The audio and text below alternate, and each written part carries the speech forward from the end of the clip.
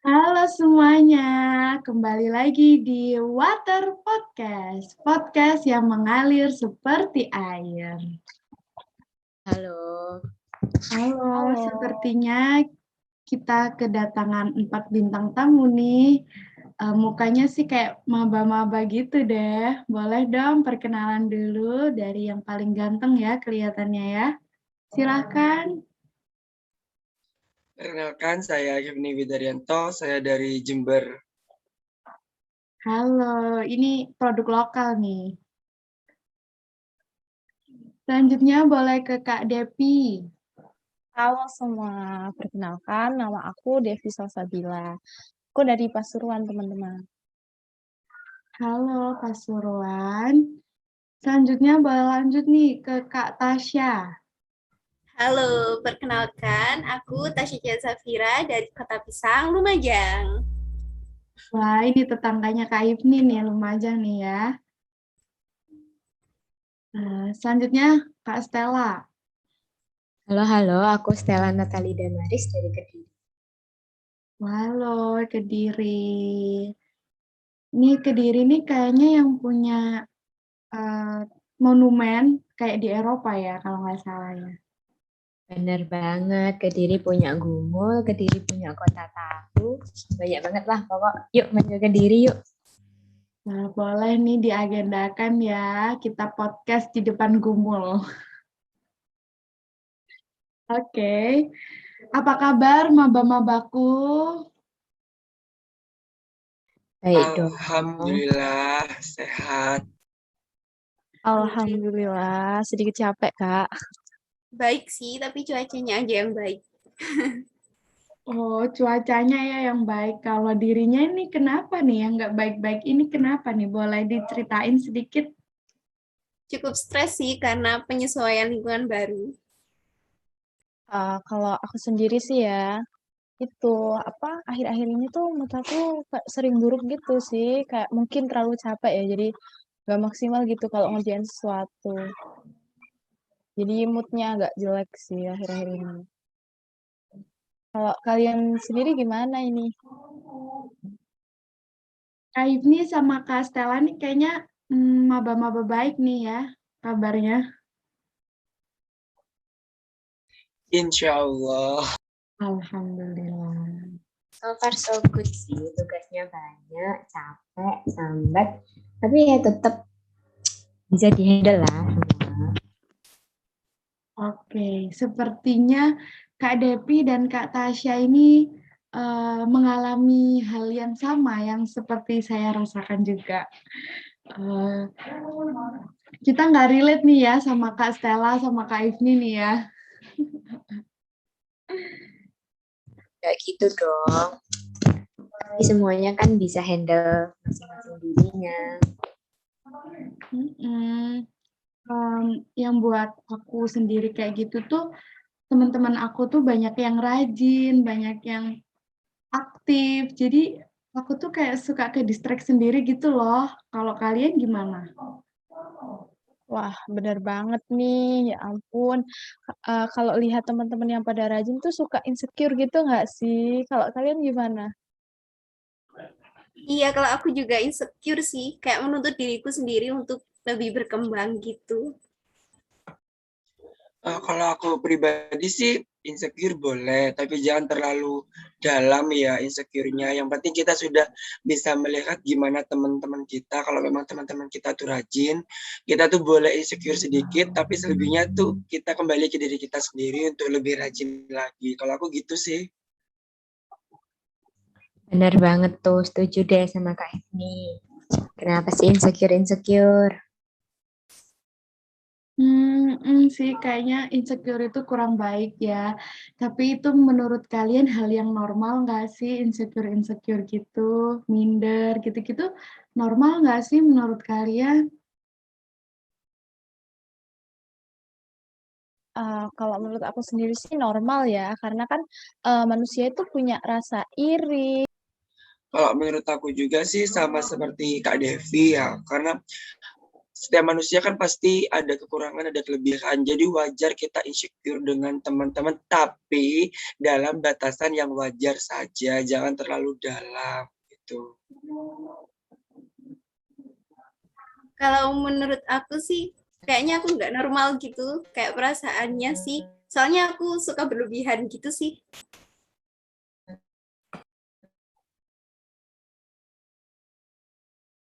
Aduh, ini nggak boleh berlebihan berarti ya, Kak.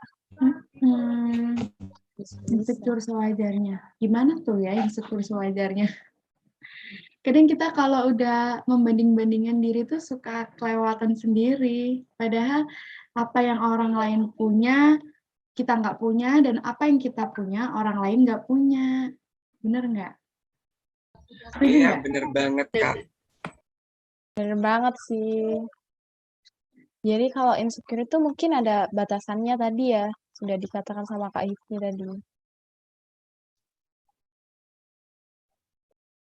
Kita kan maba ya di sini ya. Menurut kalian, kalian tuh lebih nyaman jadi mahasiswa offline atau jadi mahasiswa online sih? Kalau aku pribadi nih ya, aku lebih suka online. Soalnya aku tuh nggak suka ketemu banyak orang, nggak suka keramaian. Semakin aku banyak berinteraksi sama orang, aku tuh makin stres gitu. Kalau Kak Depi gimana nih? Lebih nyaman gimana?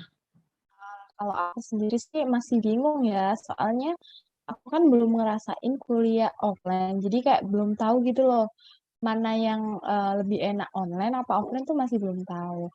Kalau sama ini ngejalanin yang online ini ya sedikit capek sih ya, karena kan jadwalnya kalau online ini sering apa beda-beda gitu loh, jadi nggak teratur gitu kalau online. Itu aja sih kalau aku. Benar sih. Kalau Kak Ifni nih gimana? Lebih nyaman offline atau online? Kalau aku pribadi, aku lebih suka offline, Kak.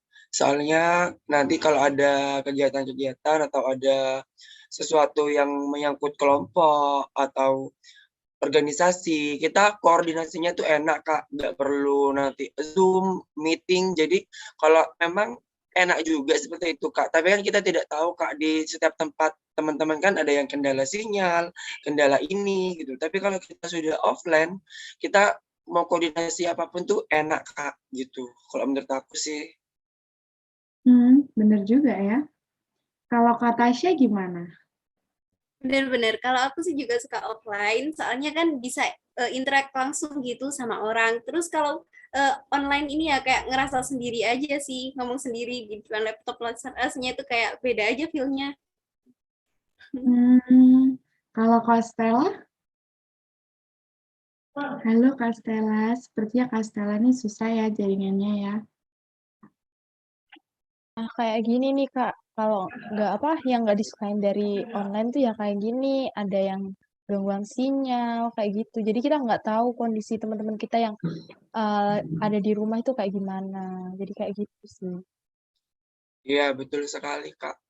Ini adalah salah satu kendala apabila kita dalam keadaan online, tidak tatap muka.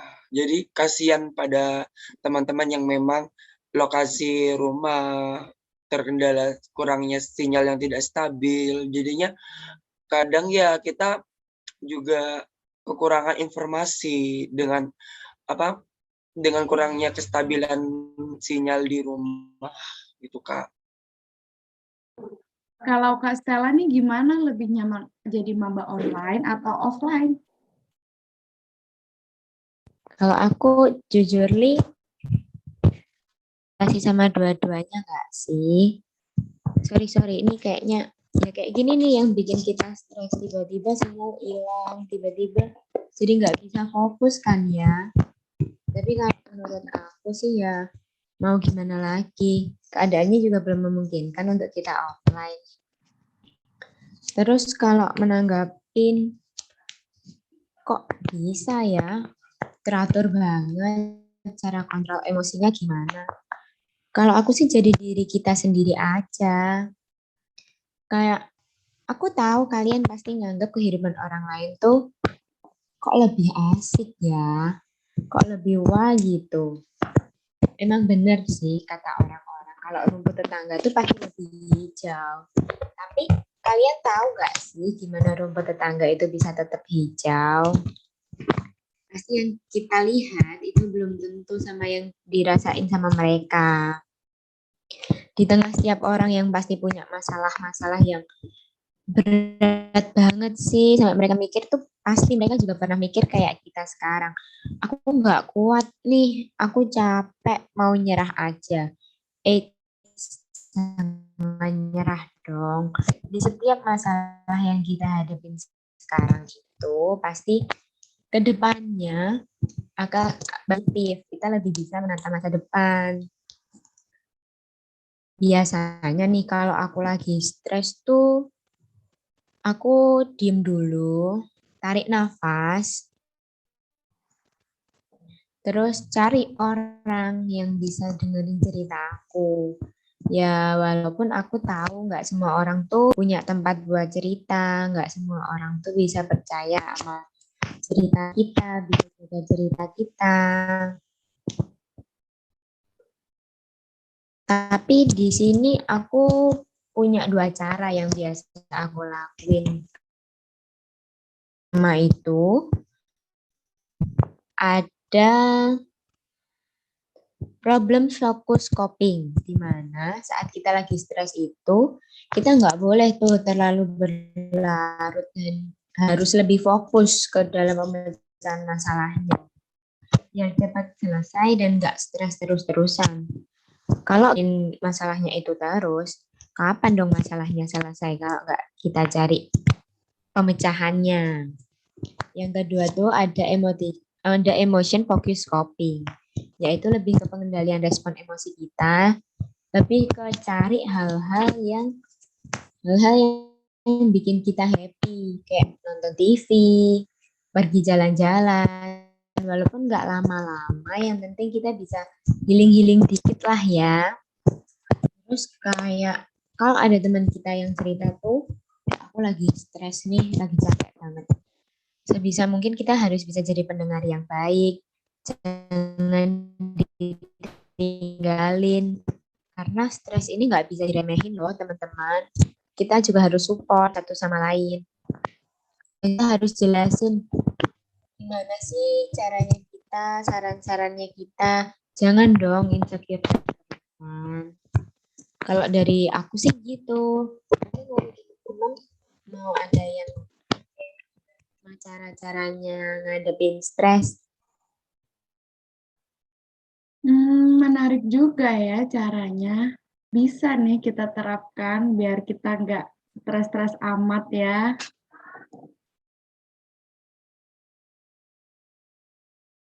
Waduh, terima kasih nih Kak. Kayak memberikan pencerahan ya kan. Gimana nih teman-teman? Aku sih udah coba gitu beberapa tips and trick dari Mbak Stella, tapi kayaknya sih kurang berhasil gitu. Mungkin aku bisa coba cara yang lain nantinya.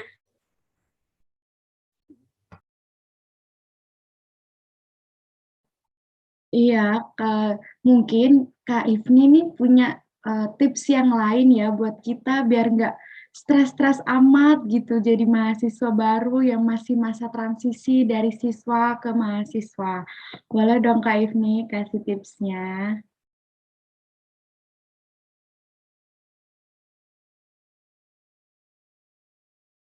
Ya. Kalau aku sendiri untuk mengatasi rasa insecure kita, yaitu aku yakin dengan diriku sendiri kalau aku tuh bisa seperti mereka ataupun lebih. Karena aku yakin bahwa Tuhan itu pasti memberikan kekurangan dan kelebihan pada diri kita sendiri dan juga orang lain. Dan Tuhan gak bakal memberi kekurangan manusia itu lebih dari kekurangan orang lain. Pasti akan disamakan. Gitu. Jadi kita harus yakin dan percaya diri. Keren banget enggak sih Kak Hifni ini?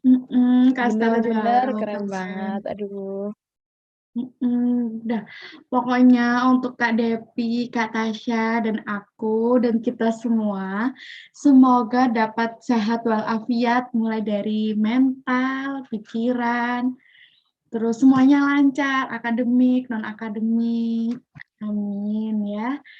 Sekian podcast dari Water yang sudah cukup mengalir seperti air ini. Kurang lebihnya kami mohon maaf. Wassalamualaikum warahmatullahi wabarakatuh. Bye-bye. See you soon. Bye-bye. Thank you semua. Terima kasih. Si Terima kasih.